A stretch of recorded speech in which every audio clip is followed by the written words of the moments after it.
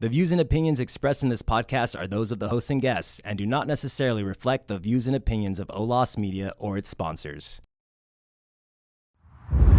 Olas Media.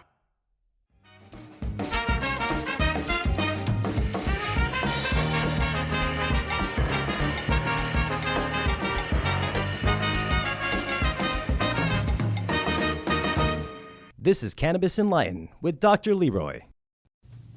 Hey, everybody. Welcome again. This is Dr. Leroy, and I am here with another episode of Cannabis Enlightened. Welcome, everybody. This program is sponsored, as all my episodes are, by March and Ash, and broadcast over the Olas Media Network and in the Olas Media Studio here in Mission Valley.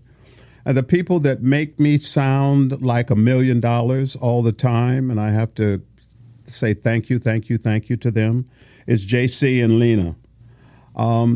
We have a interesting program. I always say special, so I'm trying to get away from that.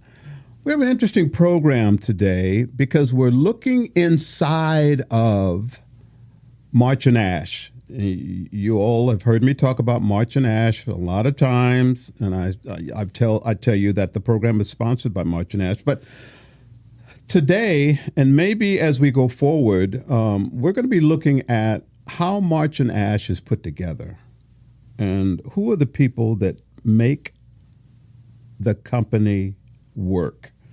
My guest today is someone who really gives energy to that engine of March and Ash by what she does. Jessica Quesada is head of visual merchandising and apparel. And before I go to her and ask her to, tell us a little bit about herself, I want to remind everybody that, before I started this, Cannabis Enlightened, the podcast, I was a teacher at college professor. And for the last 5 years of my time there, I taught the business of cannabis. And within, teaching that class, which was very, very interesting, and a lot of people were really helped and gained valuable knowledge about cannabis. People would always ask, well, what is cannabis and what does the company and the business of cannabis do? So this is one of the things that I really wanted to drill down on is the people that are in March and Ash, what they do and how they do it. And surprising to me, as it should be to you, I would hope, a lot of the facets, a lot of the departments, a lot of the things that go on inside of March and Ash are just like any other business. And having said that, I'm going to bring on, and she's in the office here, she's called JQ. So JQ, would you come on, Jessica, and tell us a little bit about yourself and what you do? Hi, thanks for having me today. Welcome. Thank you for coming. Thank you for being here. My name is Jessica Quesada, or what almost everybody calls me, JQ. So I do visual merchandising and apparel for March and Ash. I have been with March and Ash since the very beginning, 2018. And I just really emphasize the fact that I like to make our stores look beautiful. I help the team decide where they want to put product, how we want to make the product look on our sales floor. I have a really integral part of our openings. And then on top of that, I help with all of our merchandising apparel-wise. So designs, hats, shirts, hoodies.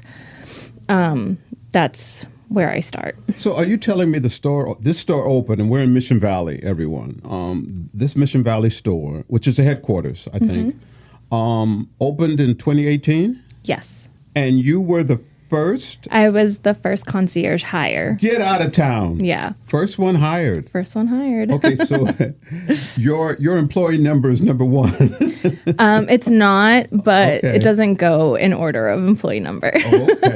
Okay.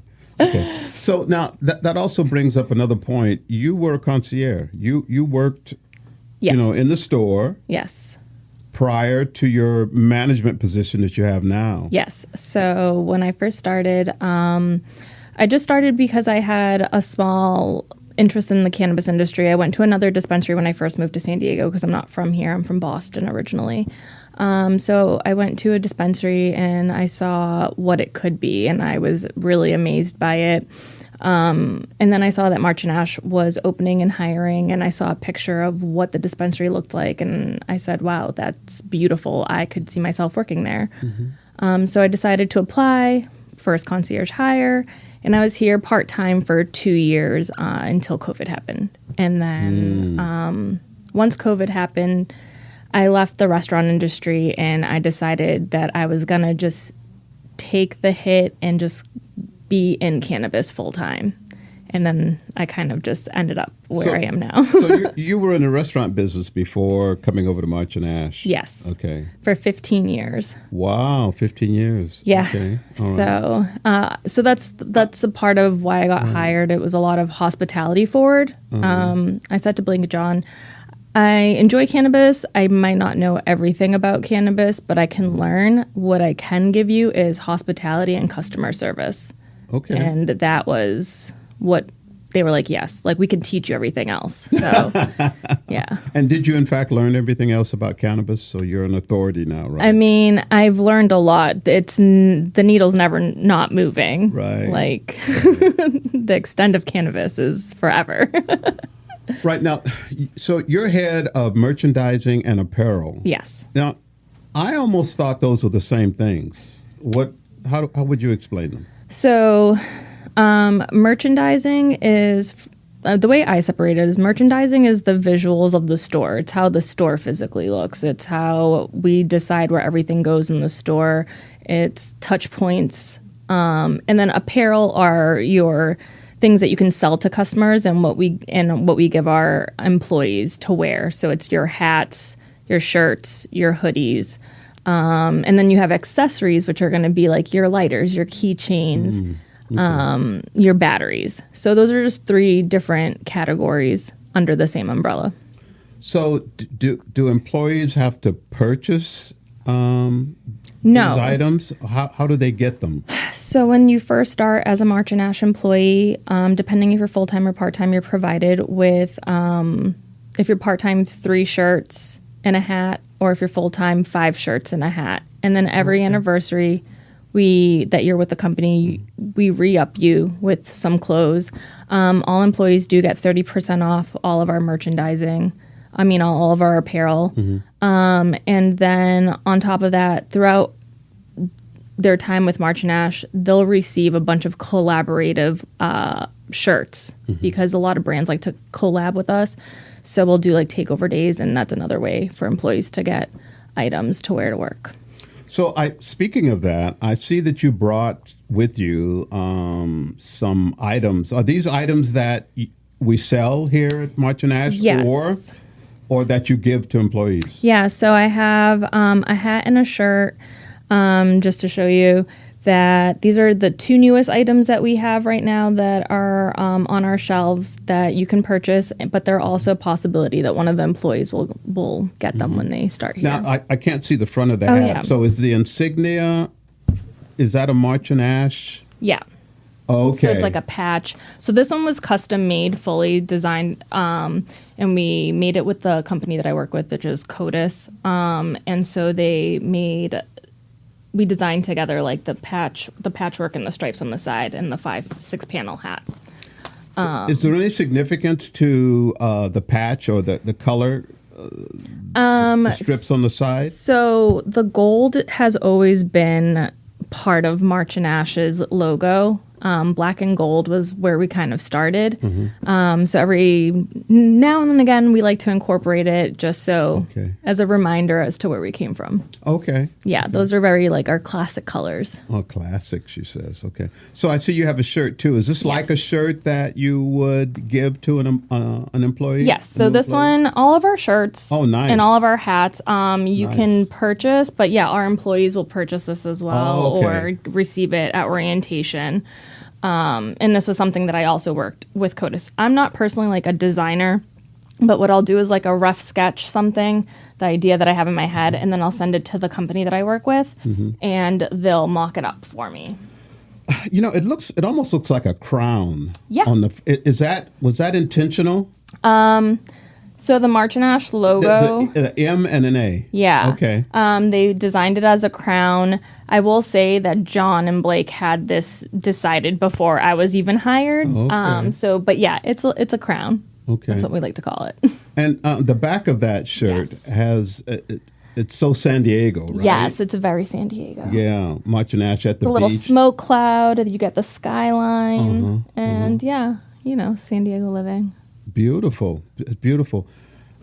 Now, you mentioned that you work with the vendors. Yes. Do you work with the vendors in terms of just them supplying, X number of shirts and hats, or do they help design? How does that happen? Yeah. So usually what we do is like a takeover day. We'll do all of our 10 stores.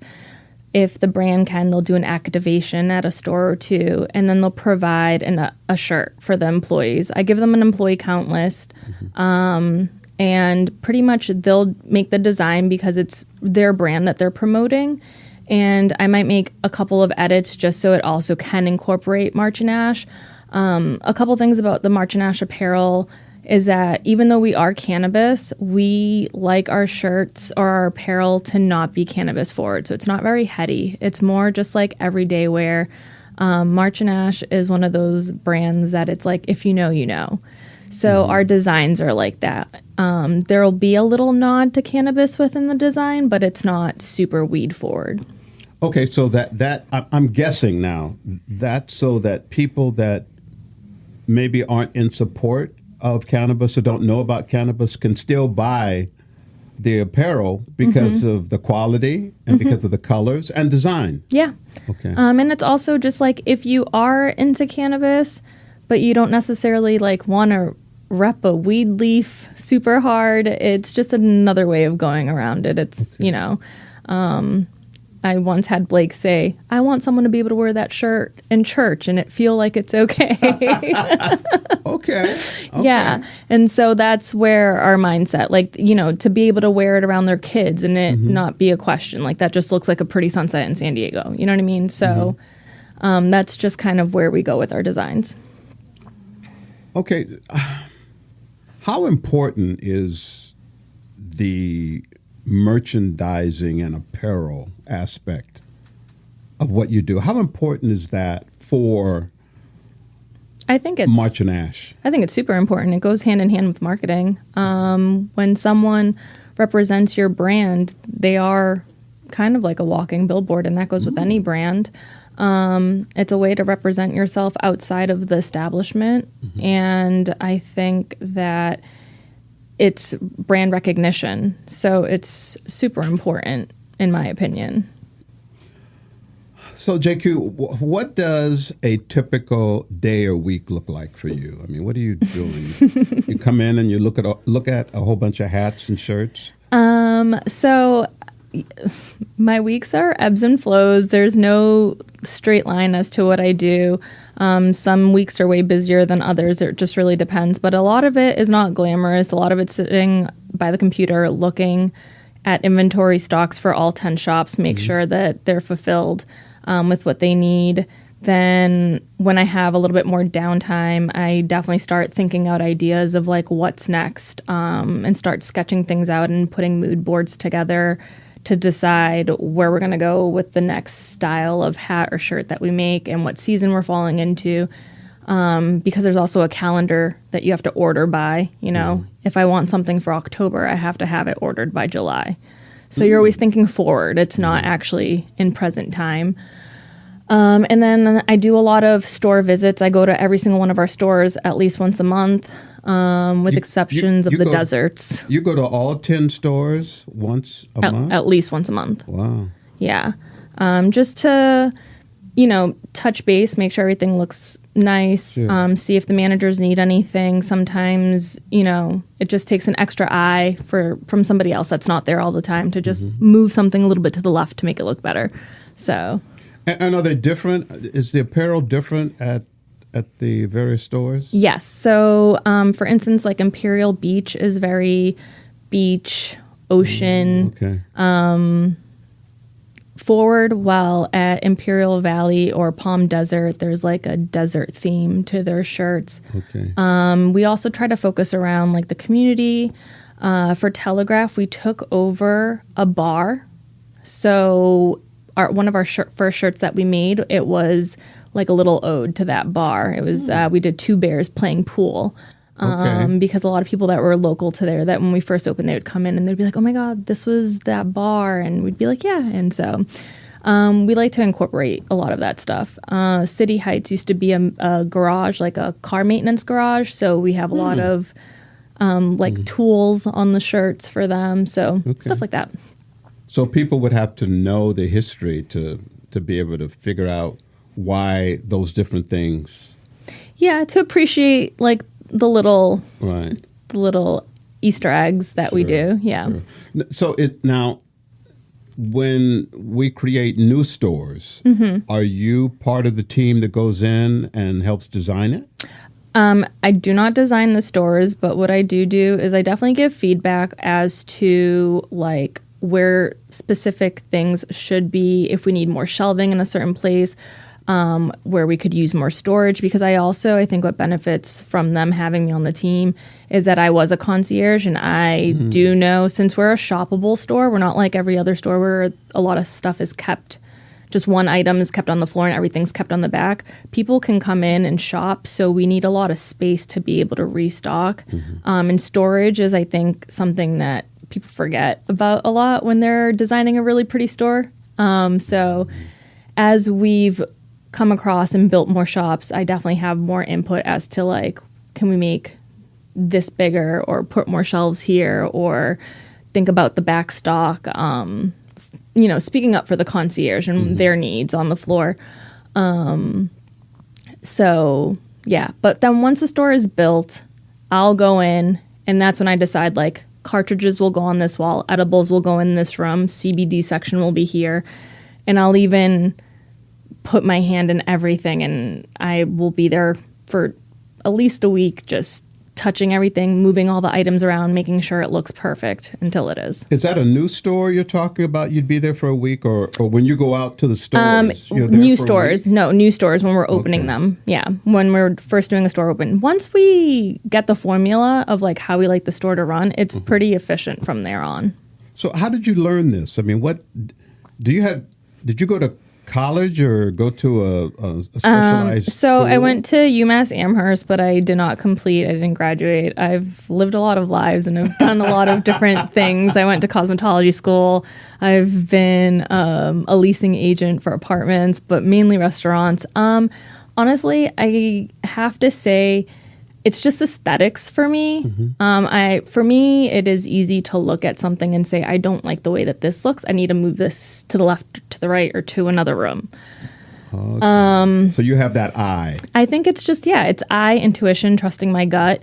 And obviously, that's something that you can say, well, it's subjective, and it is, but it's worked out for me so far for March and Ash, because I've known from the beginning and I've seen the vision of what is wanted for March and Ash. So, yeah. Yeah, I would imagine it helps to have been with March and Ash since the beginning, so that you build on the different themes and the times. Yeah, and you have to listen to what the owners want, but also you have to listen to the employees that really spend all their time on the floor, what works, what doesn't work.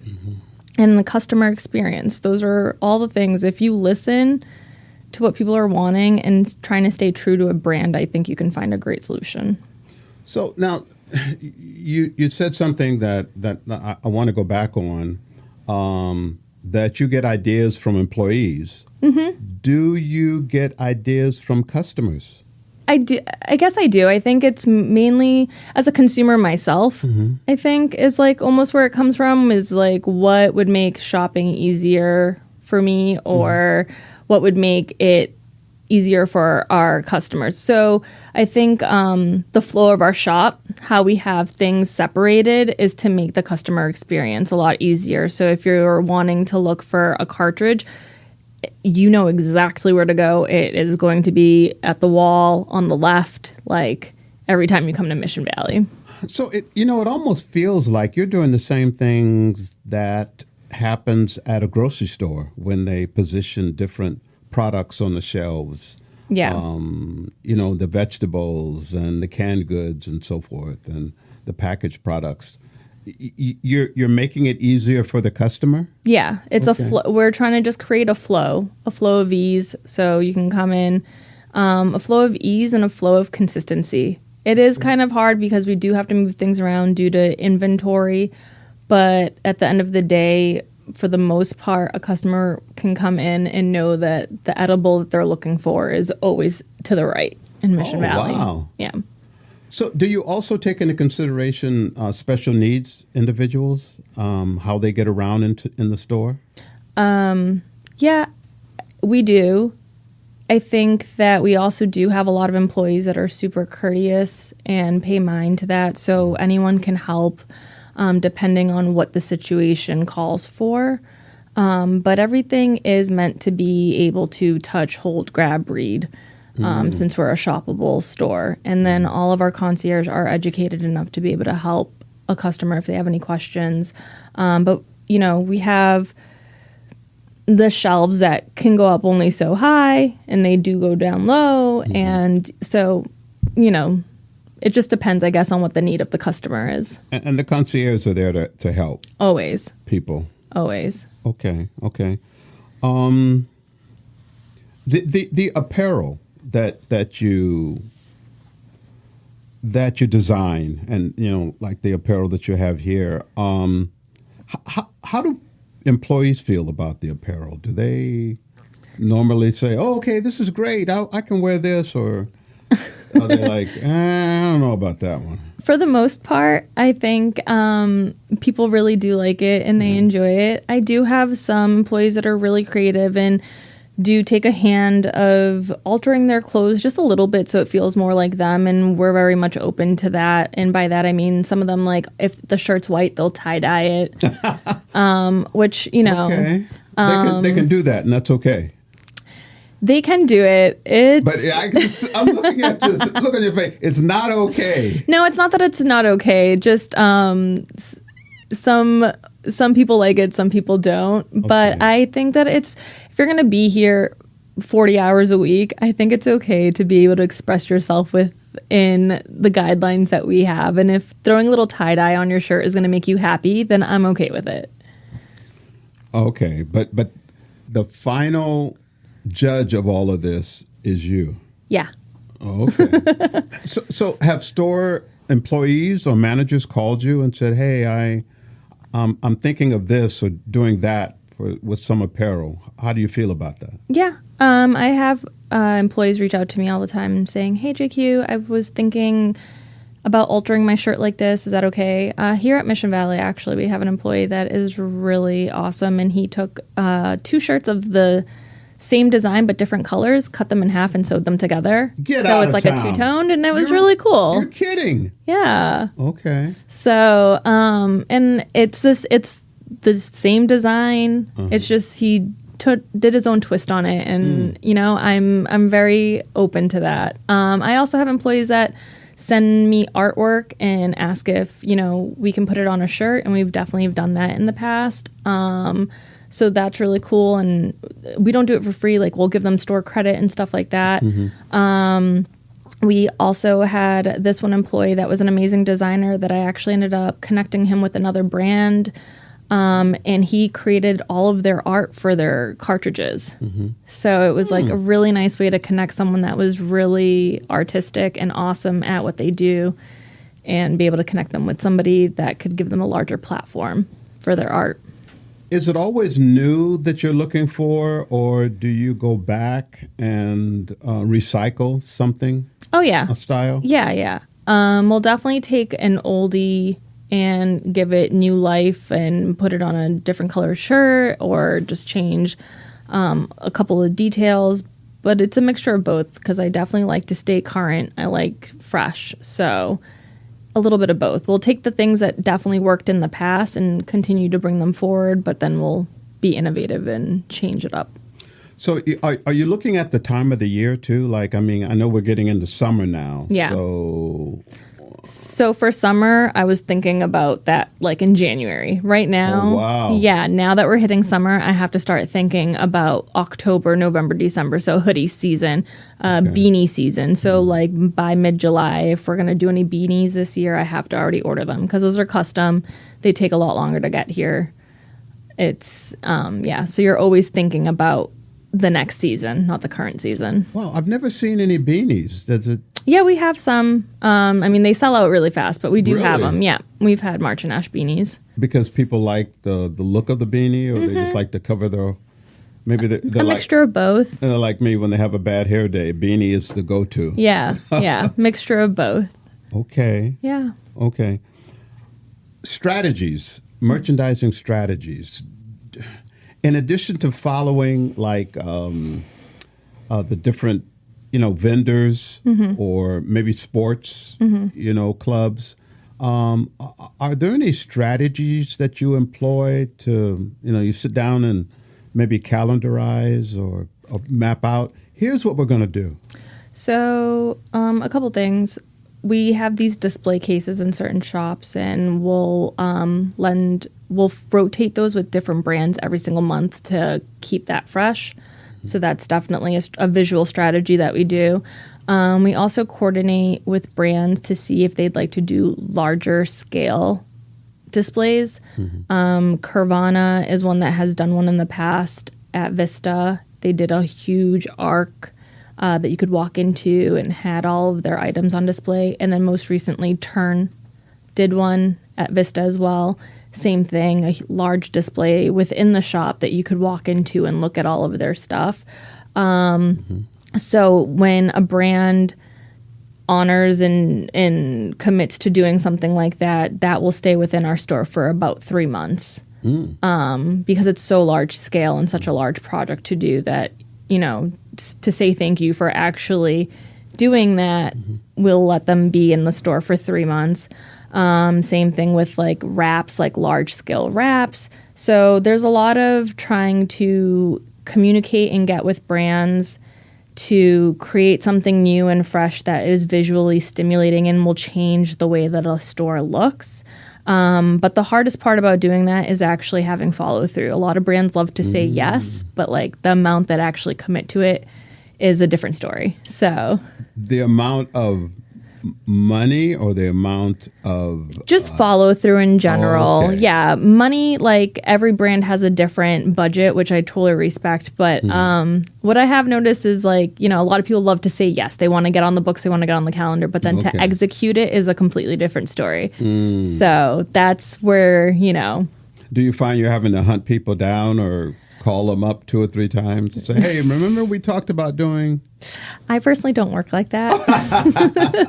Okay. I personally don't work like that. I kind of feel as though if we've had the meeting, if I tell you my expectations, if you say that you're on board with it and we're on the same page, besides maybe 1 or 2 follow-ups of like, hey, just following up to make sure that this is going to be completed on this day, that's how much chasing I do. Okay. I feel like it's equally beneficial for anybody that puts their brand into March and Ash as it is for March and Ash to have an installation like that. It is showcasing something new and fresh for your brand and attracting new customers, and it's giving our store a little pizzazz. But at the end of the day, I'm not going to chase someone for something that's going to benefit them. So in terms of apparel, yeah. In the March and Ash stores, only the March and Ash apparel is in our stores? Or yes. Only... Not another brand? No. Unless the brand is doing a collaboration, which will also have like the March and Ash name and logo on their design. The employees will wear that and on the takeover day and then incorporate it in their future wardrobe. But just March and Ash. Yeah. Okay. So, is there a apparel or merchandising story that sticks with you that comes to light when or that's something very funny, or you say to yourself, "Man, that was really an interesting experience"? I would have to say the reward of just opening up a new store, like when I was in this position, being in this position, new store openings are always a different experience. The timing is always a little bit off, or then you go from 0 to 100 and then you're just like rushing to get things on the shelves and open to the masses. So that's always just a crazy experience within itself. There's one time, doing a store opening because I was helping set up the whole entire shop that I was there until 6 a.m, and... Oh, wait a minute. From what time did you come in? Like 9 o'clock p.m. 9 o'clock? The night before, yeah. 9 p.m. Yeah. And you were there until 6 like a.m.? 6 or 7 in the morning, yeah. Oh, my God. But that's only because, I wanted it to look perfect. Oh, okay. I should say, you're one of those. Yeah, for sure. If we're going to do it right, if we're going to open it, I personally just want it to be really, really great. And so, yeah. Well, and that's why you're in the position that you're in right now. I would think that if you were there until 6 o'clock, you might as well hang around and see what people think when they come in. But chances are you're dead tired and you're headed home. I end up, I'll go home. I'll come back. I'll get the first day and see what people have to say. And yeah, I like to experience it. It's nice. Okay. All right. So in the years that you've been doing this, are there any employees with respect to wearing the apparel? I know you talked about the gentleman that took 2 shirts and put them together. Is there any other employee that when they see you coming, maybe that you're doing the apparel, they're like, "Oh man, I'm excited. JQ is coming in and we're going to have something new"? I mean, every time I go visit a store, they're always like, "Hey, JQ, anything new?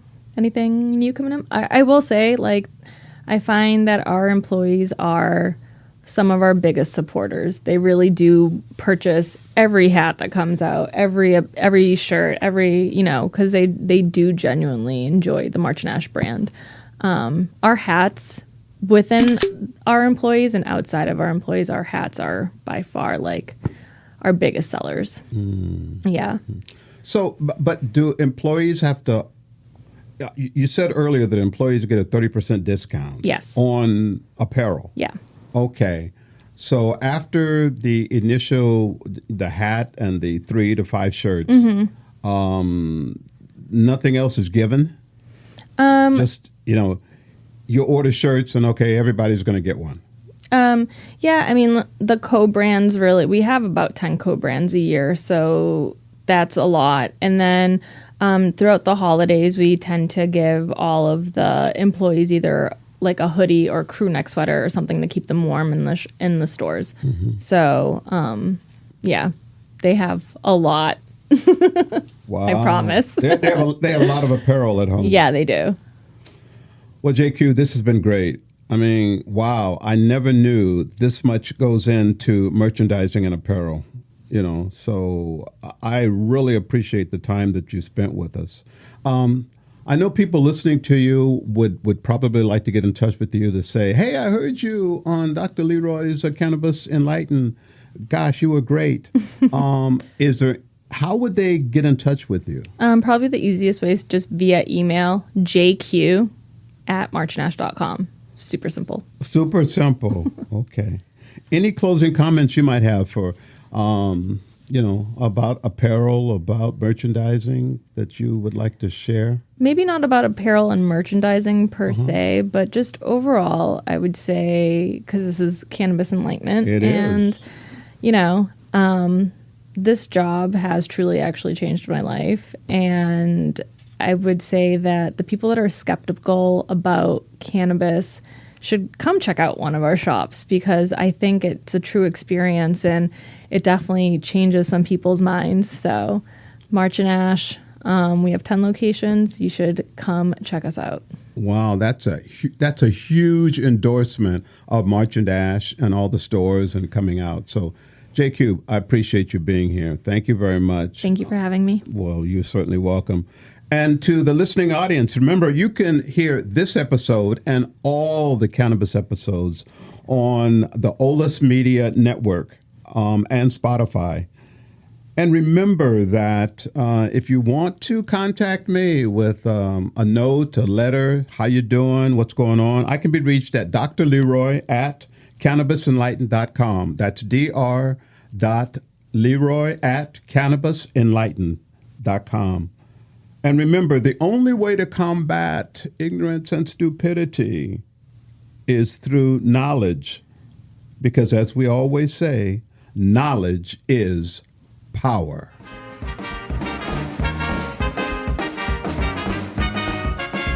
Thanks for listening to Cannabis Enlightened. Be sure to follow and subscribe whenever you listen to your podcasts. To read the blog associated with this episode, visit olasmedia.com. This episode was produced in studios located in San Diego, California and Tijuana, Baja California. Creative director Ulises Breton. Sound engineer Alan Glespar. Producer Lena Alvarez. Serving as executive producer and co-founder is JC Polk, and Chad Peace is president and co-founder. Olas Media is an IVC media company.